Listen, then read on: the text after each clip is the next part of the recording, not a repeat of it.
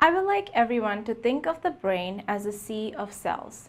The majority of these cells are happy and healthy. But similar to how contaminants in the sea can lead to unhealthy environmental changes, genetic changes can occur in the DNA during brain development that can lead to unhealthy cells. These few unhealthy cells can cause seizures. Seizures affect about 50 million people globally and can occur due to an abnormally excessive brain activity in a specific region of the brain. Now, detecting these genetic changes in only a few affected cells is a challenge, as we need access to the brain tissue specific to that region. My project uses a unique approach to detect these genetic changes using depth electrodes. So what are depth electrodes? Well, for about 40% of patients with seizures, available medications do not work, and surgically removing the affected region of the brain is the next option. To do this, depth electrodes are implanted into different regions of the patient's brain to study its brain activity and pinpoint the source of the seizure.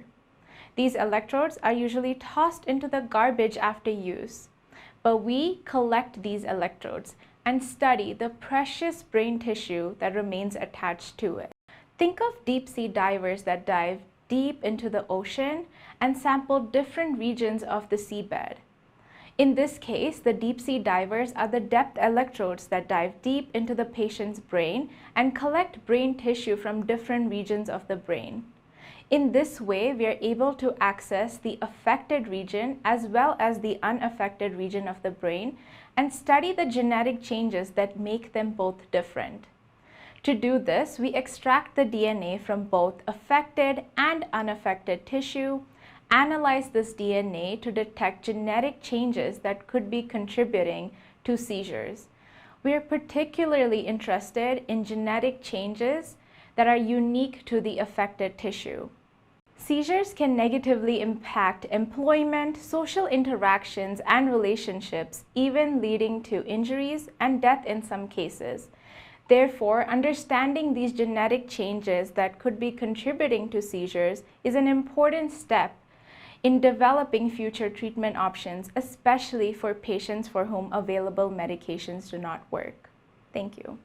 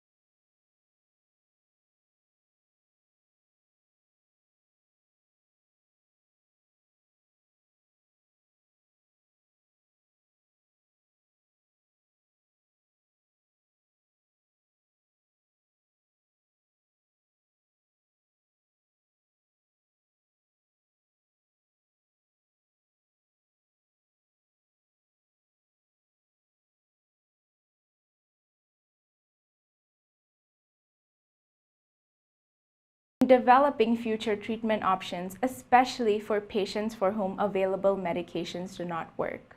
Thank you.